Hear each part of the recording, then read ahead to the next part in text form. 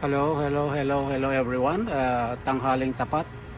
Kailangan matapos ko itong ginagawa ko. Kasi naumpisahan ko na. Hindi ako satisfied sa itsura na niya. Kaya gusto kong matapos. Kasi out of line na yung block. Kaya gusto kong ayusin. Magmula dito, gusto kong ayusin. Medyo tinabasan ko na kanina yung damo. So hindi pa rin ako satisfied, kaya kailangang matapos ko na. Kasi itong mga hollow block na yan is tabingi, it's out of line. So I need to fix it. I am not satisfied, so it has to be done. So ngayon ang gagawin ko, kung ano yung sukat dito sa dulo, ganun din ang gagawin kong sukat doon sa kabilang dulo. So nasa tayo, ang sukat nito magmula rito, so nasa 25 inches and quarter. So kailangan doon sa kabila ganun din, 25 inches and quarter. Ayan, ganun lang ang pagkuha ng sukat pagka gusto nating pulido ang trabaho. Ayan po, may pinakuan na ako rito. Ipakikita ko lang para makita uli. Ayan o, ayan o, may nakapap ko dyan. So parehas na sila. So pagkatapos dyan, lalagyan ko po ng line yung roof low bed. So panoorin na lang po kung paano gagawin ko. Muli,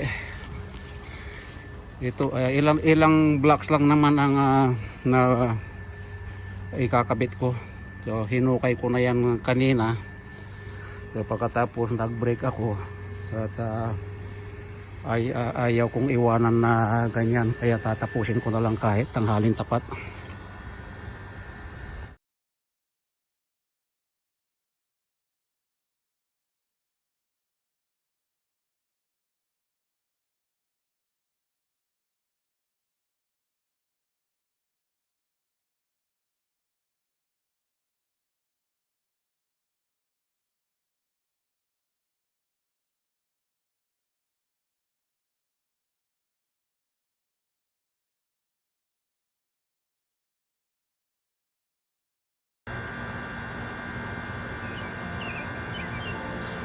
Atakin lang ng lobet para diretso yung linya. Ayan. Tapos tatali rito para hindi lumuwag.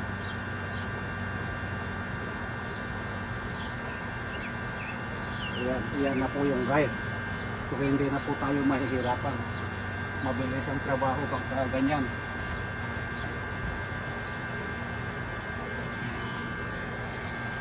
Kaya po, kitang-kita na yung line. So yan na lang ang susundan. Ganun lang ang sistema para mabilis at talagang diretso, pulido ang trabaho pagka ganyan.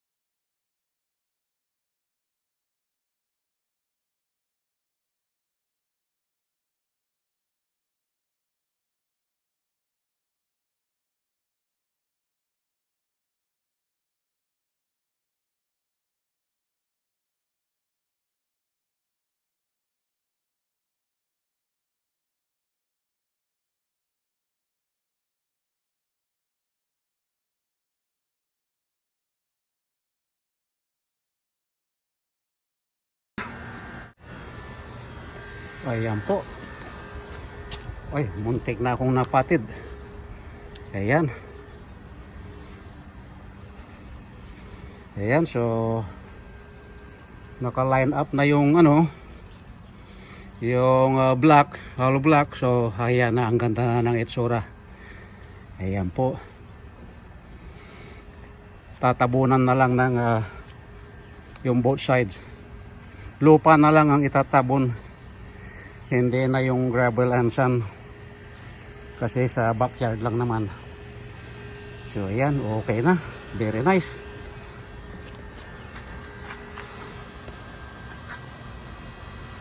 Aba, medyo hiningal ako ng konti ang init kasi, tanghalin tapat.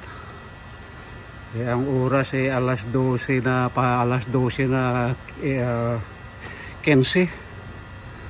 Ayan po.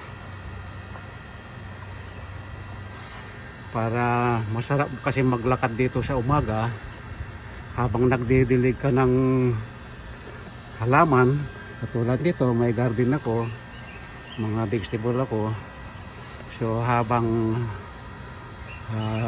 inaalagaan mo yung halaman, at least mayroon kang maliit na walkways tulad nyan. Ayan. So hanggang dito na lang ang project ko, dahil tatabunan ko na yung linya na yung pinakita ko, yung sa may hollow block. Kung nag-enjoy kayo sa pinakita ko sa aking paano ko ipinex yung yung out of location na hollow block, at saka yung itong damo sa gilid. Ayan, nakikita nyo yan, itong edge na ito, diretso na rin.